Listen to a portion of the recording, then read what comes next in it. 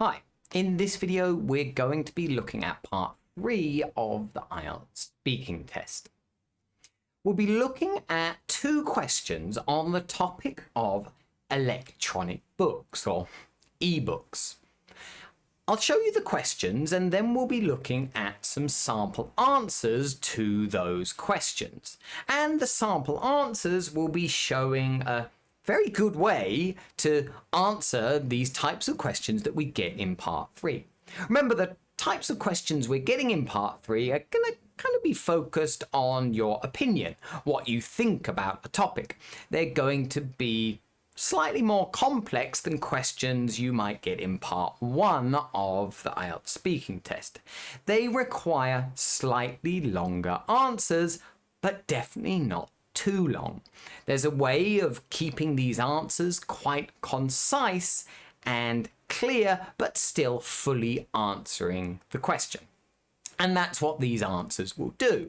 After I've shown you the answers, I'll kind of explain a bit why they're really good and appropriate answers to use in this part of the test. So let's have a look at the 2 questions first. How popular are electronic books in your country? So that's the first question. You can see there, it's not the most complex question. It's a how question, and we've got the adjective there, popular, after the word how. So of course we need to focus on that. Well, how popular? Very popular, not very popular, a little bit popular. We've got to focus on that word in the question. And well, the topic are electronic books, ebooks, and also the topic of, well, your country. You'll get this very often in the IELTS speaking test, especially in part 3. They'll ask you to kind of focus on your country to kind of increase the likelihood that you have experience and a bit of knowledge on this topic. So that's the first question. Nothing too complex there. If we look at the second question, will electronic books ever completely replace printed books in the future? So you can see the topic is the same. I mean, it's about electronic books, but it's a slightly different style of question because the first one was, well, to explain how popular you think ebooks are. And you're going to explain it, give reasons for why you have that opinion. But this second question is asking you about the future. It's kind of asking you to predict something. Will electronic books ever completely replace printed books in the future? Makes it quite clear that this is asking you about the future, starting with the word will and then ending with the expression in the future. But it's asking you to guess something. You're not sure. Again, you're giving your opinion. Okay, these part 3 questions are always asking you for, well, what you think. It's not about facts and knowledge, really. It's about what you think, about what your opinion is. So when we give answers to these 2 questions, we need to make sure we're focusing on that question, but explaining clearly why we're giving that answer. Now, really what we're doing here is thinking about giving an answer which is almost like a short paragraph, a small paragraph that has some kind of structure that we can use. And in general, you'll see with my answers, we're using a nice kind of 3-step structure that includes a direct answer, some kind of explanation of that answer, and maybe also some kind of useful example that you can give to support your answer. And we'll see that in these 2 answers to the 2 questions that we have. So let's have a look at the 2 answers. So the first question, how popular are electronic books in your country? Ebooks are quite popular in my country. I often see people reading a book on a Kindle when I'm out and about. I think people like the convenience of having a library of books packed into one small device. Having paper books is a lot more cumbersome and probably a bit more expensive. Will electronic books ever completely replace printed books in the future? I don't think so. Printed books will always give the reader an experience they can't replicate with an ebook. The feeling of turning the pages and owning a physical copy of a book is something many people enjoy. I can't really imagine a time when no one buys printed books, because anyone's home I visit at least has a few. Okay, so you can see there how these answers, they're not too long, but also they're not too short. You wouldn't want to give a really short answer to these types of questions. And if you do, the examiner will probably get you to explain a bit more. But I think if we gave these answers, the examiner would be happy that you fully answered the question they've asked you.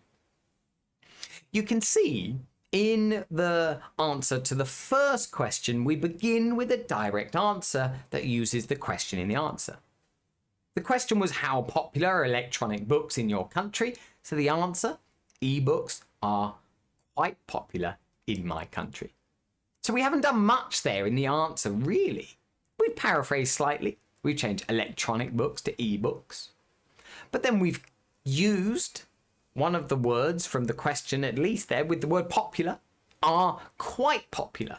We've used the word quite there, right, to show how popular they are. We've directly answered the question. Not very popular, but quite popular. And then we've used the phrase from the question. It asks us, in your country. So we've said, in my country. We haven't really done much there, really, but it's nice and clear. There's no mistakes.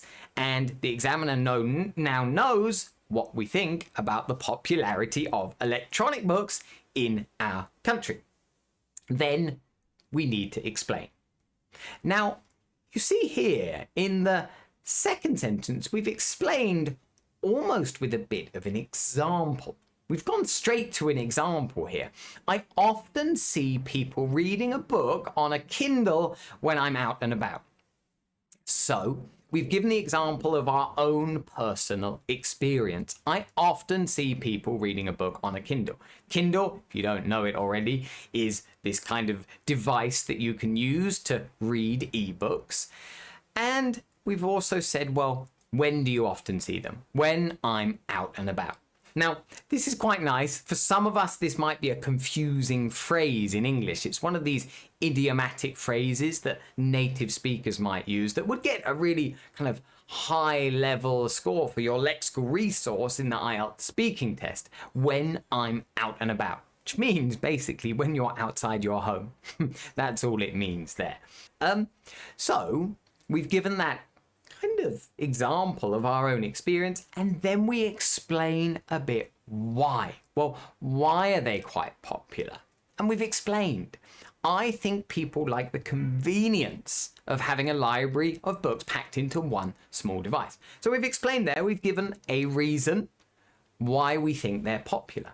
The convenience, having all of those books in one device. And we've used the phrase packed into there, which is quite a nice kind of idiomatic phrase, or a phrasal verb that we've used here, to be packed into, to be kind of inside this device.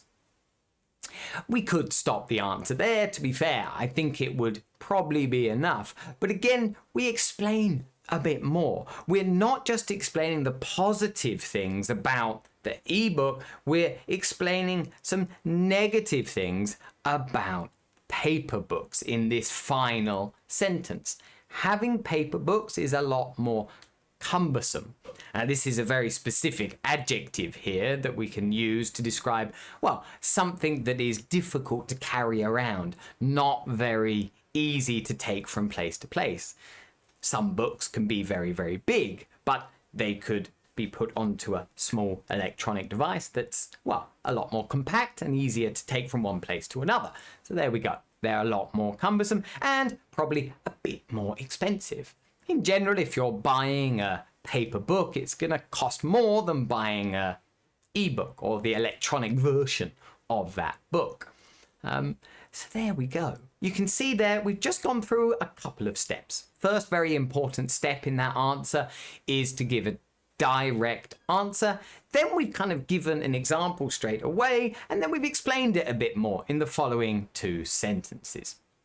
Nice and clear. We haven't really done anything that we don't need to do, but we fully answered the question that the examiner's asking. If we look in the answer to the second question, and the second question was about the future. Will electronic books ever completely replace printed books in the future?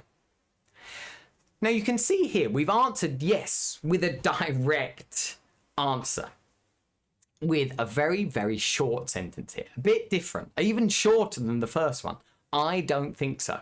Well, we've given a direct answer giving our opinion. We haven't copied much from the question there. You don't always need to. I think sometimes it's a good idea to bring focus to your question and to make sure you're understanding the question well and kind of really focusing on the topic. But it's okay to do this sometimes as well. I don't think so. Well, you don't think that electronic books will ever completely replace printed books in the future.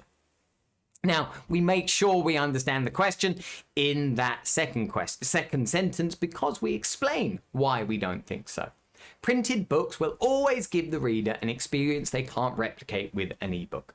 So that's why, right? I'm explaining why I don't think they'll completely replace. Maybe, yes, ebooks will be very, very popular and most people will read them, but they'll never be completely replaced because of the experience we get with a printed book.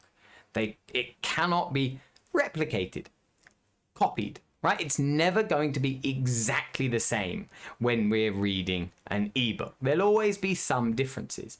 And again, I go on to explain that a bit more in another sentence. I feel like we can expand on that. So, the feeling of turning the pages. So again, we're kind of explaining the reasons why that experience cannot be replicated. The feeling of turning the pages and owning a physical copy of the book is something that many people enjoy. A lot of people like to buy books and read them whilst turning the pages. And then again, we say, I can't really imagine a time, well, again, this shows we're talking about the future. I can't imagine a time when no one buys printed books. Then we give an extra reason because anyone's home I visit has at least a few books, right? But there, well, here we're kind of giving a bit of an example at the end as well. That, well, when I visit people's homes, usually they'll have at least a couple of books in their home, if not more. So there we go. Again, you can see here, we're not giving really, really long answers. That's not the idea, but we're fully answering the question, and that's all we need to do. You can see that most of them kind of have 3 or 4 sentences. It doesn't really need to be any longer than that if you're able to concisely answer the question. Now, it's not an easy thing to do. In fact, when I have kind of lower level students, their answers tend to be a bit longer and less concise. And this is a common misconception that some people think, well, if you've got a high level English, you'll speak for longer. But that's not always the case. It's a real skill to have to be able to fully answer a question in a very concise way. And that's what we've done here. We haven't shown off anything that amazing with vocabulary. Okay, there might be a few new words that we looked at today that you didn't know before, but really that's not what it's about. It's about fully answering the question in a clear way. And that's how we're going to get really high scores, especially in part 3 of the IELTS speaking test. So there we go. Hopefully those sample questions and answers helped you a bit to think about how you would answer these questions. And if it was helpful, then do remember to click the like button. And if you haven't already, subscribe to the channel so you don't miss out on any similar videos in the future. So there we go. Thanks for watching, guys, and see you again in the next video.